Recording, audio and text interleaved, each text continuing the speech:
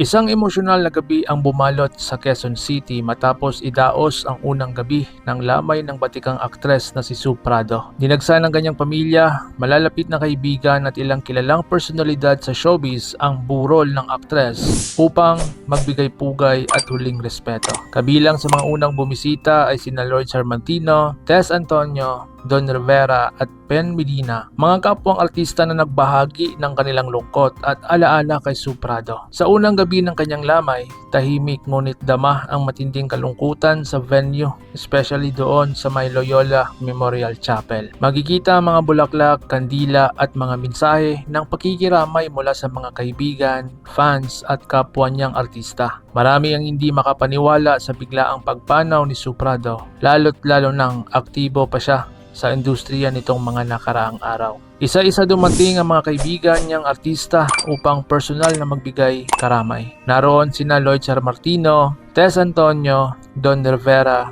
Ben Medina na makikita sa kanilang mukha ang lungkot habang nakikiramay sa pamilya ng yumaong aktres. Patunay ito na gaano kamahal at kagalang si Sue Prado sa industriya ng showbiz. Halika tignan natin mga idolo ang ilan sa mga video sa venue ng kanyang unang gabi.